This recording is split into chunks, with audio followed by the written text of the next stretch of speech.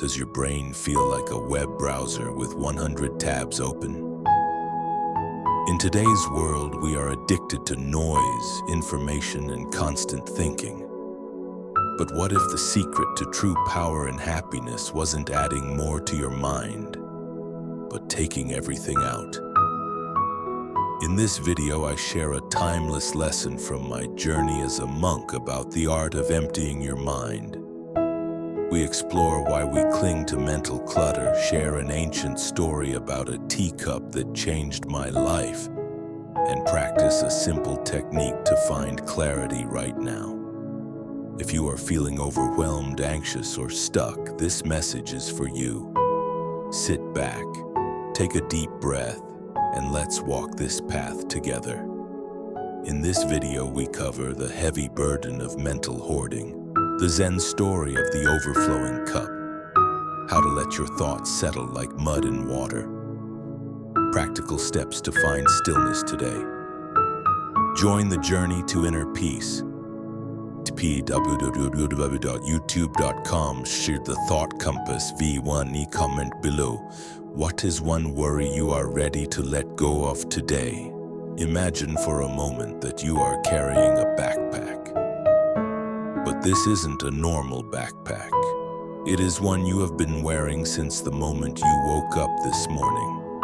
Into this bag you throw every conversation you had yesterday, every worry about next week's bills, the regret of a mistake made 5 years ago, and the constant buzzing of the news and social media.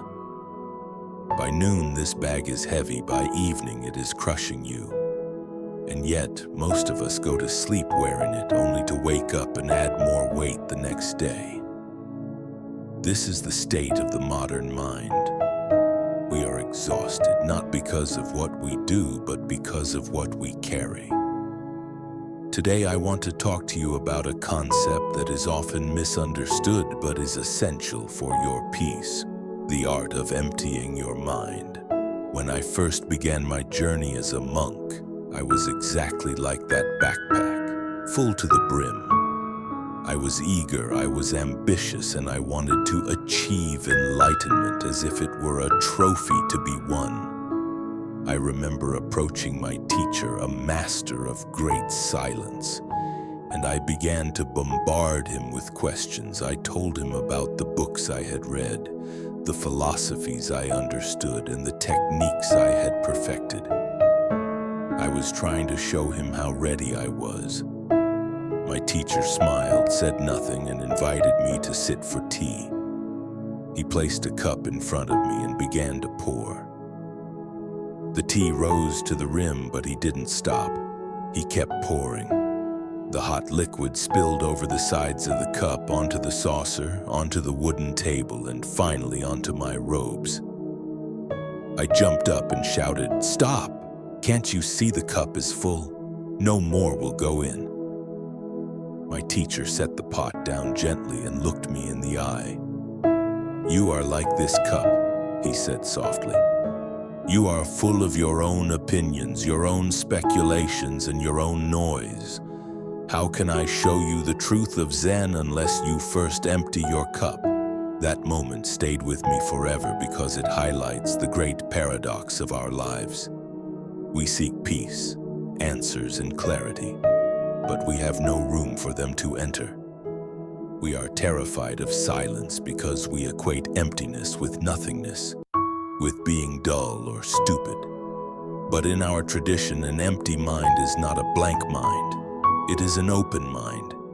It is a mind that is fluid, responsive, and alive, rather than one that is rigid and clogged with the past. Think of your mind like a jar of river water. When you shake it, when you are anxious, overthinking, and rushing, the water is brown and cloudy with mud. You cannot see through it. This is how we usually navigate our lives. We are looking through muddy water, reacting to things that aren't really there, driven by fear and confusion. So how do we empty the mind? We do not do it by fighting the thoughts. If you try to push the water down, you only disturb the mud more. To clear the water, you must leave it alone. You must let it sit. Emptying your mind means realizing that you are not your thoughts.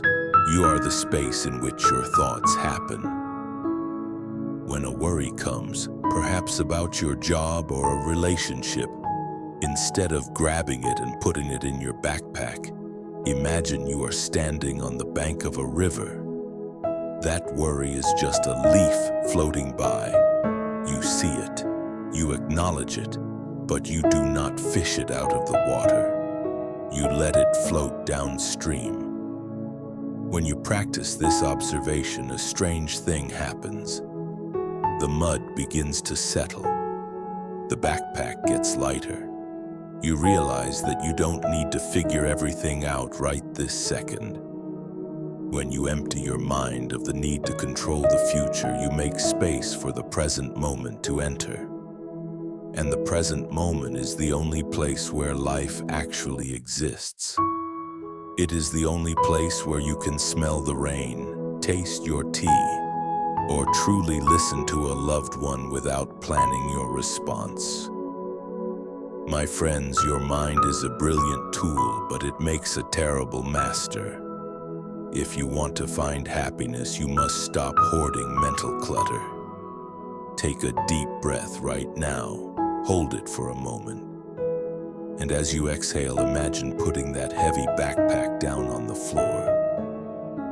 Leave it there. You don't need to carry the world today, you just need to be here. Empty your cup so that life can fill you up with something new, something beautiful, and something true. Visual cue. The monk takes a sip of his tea, closes his eyes for a second, and then looks back at the viewer.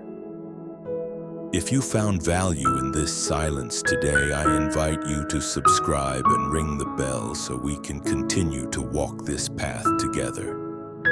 And tell me in the comments below, what is one thing you are choosing to let go of today to empty your cup? I will be reading your stories.